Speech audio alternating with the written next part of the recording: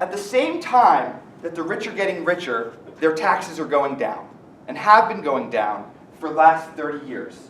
So what this is going to show is the effective tax rate for the top 0.1% of Americans. These are people who today make roughly $5 million a year or more. And then the bottom 90% of Americans. And when I say effective tax rate, what I mean by that is take all the federal taxes you pay and divide it by your income, and that's your effective tax rate. That's your actual tax rate. Regardless of what tax bracket you fall into, that takes into account your payroll taxes, your income taxes, your excise taxes, all of that. So, not surprisingly, back in 1950, the bottom 90% paid a much lower effective tax rate than the top 0.1%. But in the last 60 years, that has changed quite a lot. Okay, so in 1950, the difference was 30 percentage points. Today, 12 percentage points. Now, it is true that the very rich still pay a higher tax rate on average. It's not true for every single one of them, but on average, they pay a higher tax rate than everybody else.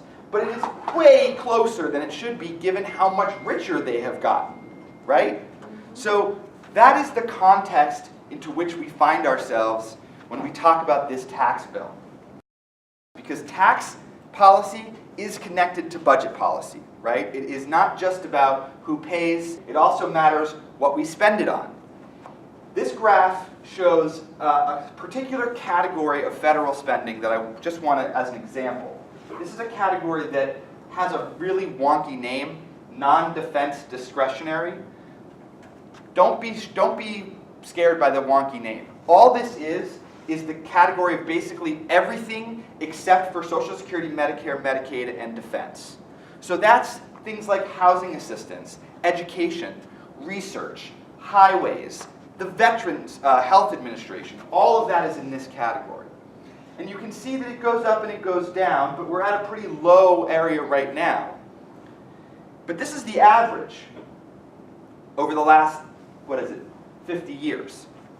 That's the average. Now here's where we are now, way below average. And this is the lowest point it's ever been. Okay, and so we are close to that. And here is where we are supposed to go under current policy without any changes, right? Not even any additional cuts. Here's where we're headed. Right? Now here is what's in the House budget.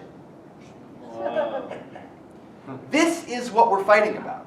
It is about who pays, it is about the income and the income distribution, and it is also about what we use the money for. And so those are the contexts into which we have to approach this fight.